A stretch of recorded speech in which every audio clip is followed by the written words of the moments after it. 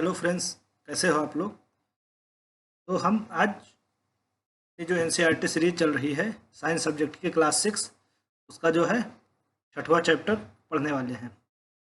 ये चैप्टर बहुत बड़ा नहीं है, बहुत ही छोटा चैप्टर है। तो इसको ये हम लोग सीखते हैं। तो इसमें क्या कहता है,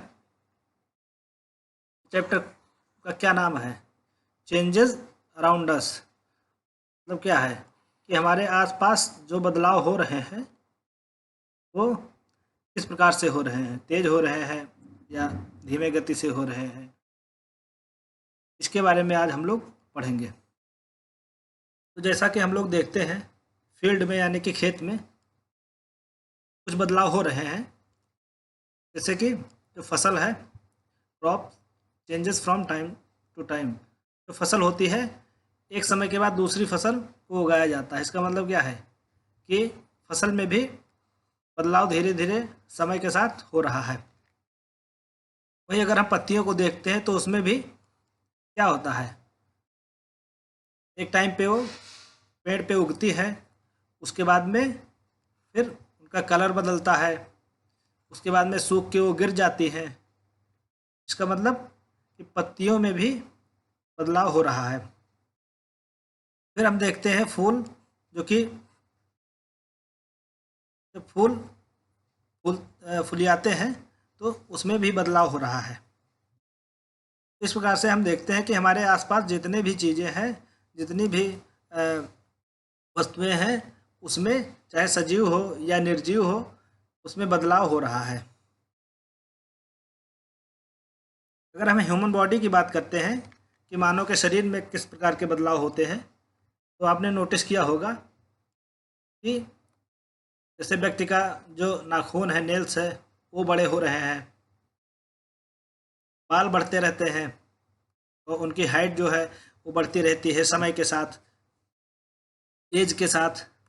उनका अगर वेट देखा जाए, वजन देखा जाए, तो वो भी समय के साथ बढ़ता रहता है।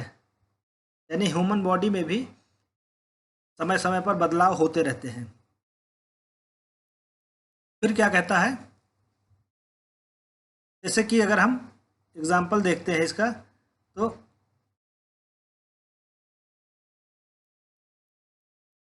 फिर ये अगला स्टेटमेंट क्या कहता है कि some changes can be reversed. कुछ बदलाव ऐसे होते हैं जिनको हम वापस वही पुरानी अवस्था में ला सकते हैं, जबकि कुछ चेंजेस ऐसे होते हैं जिनको पुरानी अवस्था में नहीं लाया जा सकता है, उनको रिवर्स नहीं किया जा सकता है। अब अगर हम इसकी बात करते हैं कि जो बदलाव कुछ बदलाव ऐसे हैं जो कि पुरानी अवस्था में लाया जा सकता है, उनको रिवर्स किया जा सकता है, उसका अगर हम एग्जाम्पल देखते हैं तो यहाँ पे फिगर में जो दिख रहा है, जैसे हम गुब्बारे को फुलाते हैं, जो बैलून होता है उसको अगर हम फुलाते हैं, फिर चूँकि उसमें हवा भर जाती है, इसका मतलब क्या है कि उसके आकार में बदलाव हो रहा है, उसका आकार बढ़ रहा है। फिर क्या होता है, जब उसकी हवा को हम निकाल देते हैं, फिर वो अपने पुराने यानी कि इनिशियल स्टेट में आ जाता है, पुरानी अवस्था में आ जाता है। इसका मतलब क्या है कि इस प्रकार के बदलाव को हम रिवर्स कर सकते हैं, वापस उसी अवस्था में कर सकते हैं। फिर अगर हम दूसरे उदाहरण की बात करते हैं, तो अगर हम किसी पेपर को लेके और उसका अगर हम कोई डिज़ाइन या फिर सपोज दैट कि हम उसका जहाज़ बना लेते हैं, फिर थोड़ी देर के बाद में अगर उस जहाज़ को जो कि पेपर से बना हुआ है उसको अगर हम खोलेंगे तो फिर से वो उसी पुराने स्टेज में आ जाएगा।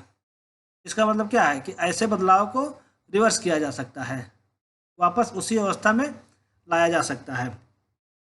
दूसरा स्टेटमेंट क्या कहता है कि some changes could not be reverse. कुछ बदलाव ऐसे होते हैं जिनको हम वापस उसी अवस्था में, पुरानी अवस्था में नहीं ला सकते, उसमें रिवर्स नहीं कर सकते हैं।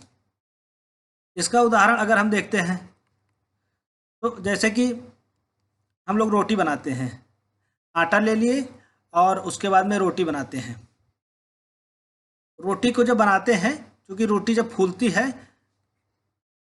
यानी कि उसको जब तवे पर रखा जाता है तो क्या होता है, रोटी पक के तैयार हो जाती है। तो इसको हम पुरानी अवस्था में यानी कि आटा में जब पानी मिलाते हैं उस अवस्था में हम इसको नहीं ला सकते। इसका मतलब क्या है कि इस प्रकार के बदलाव को हम रिवर्स नहीं कर सकते, वापस पुरानी अवस्था में नहीं ला सकते।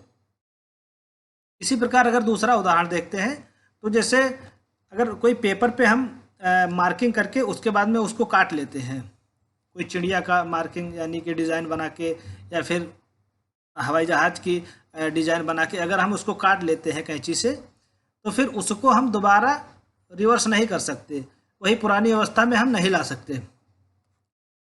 इसका मतलब क्या है कि कुछ बदलाव होते हैं जिसको पुरानी अवस्था में लाया जा सकता है, और कुछ बदलाव ऐसे होते हैं जिनको पुरानी अवस्था में नहीं ला सकते हैं। फिर आगे वाला स्टेटमेंट क्या कहता है कि we can bring change in a substances by heating it. क्या होता है कि हम कुछ ऐसे पदार्थ होते हैं जिनमें हम उनको मतलब गर्म करके उसमें हम बदलाव कर सकते हैं। उस पदार्थ में हम गर्मी डाल के और उसको हम बदल सकते हैं, उनकी अवस्था में हम बदलाव कर सकते हैं। इसका अगर एग्जाम्पल देखा जाए तो इसका एग्जाम्पल ये वाला है कि हम देखते हैं कि फावड़े में जब लकड़ी का बेंत लगाया जाता है तो उसमें क्या किया जाता है, ये जो होता है पार्ट यानी फावड़े का जो होता है, इसको सबसे पहले गर्म किया जाता है। फिर गर्म करने के बाद क्या होता है, इसका जो ये वाला साइज है ये बढ़ जाता है।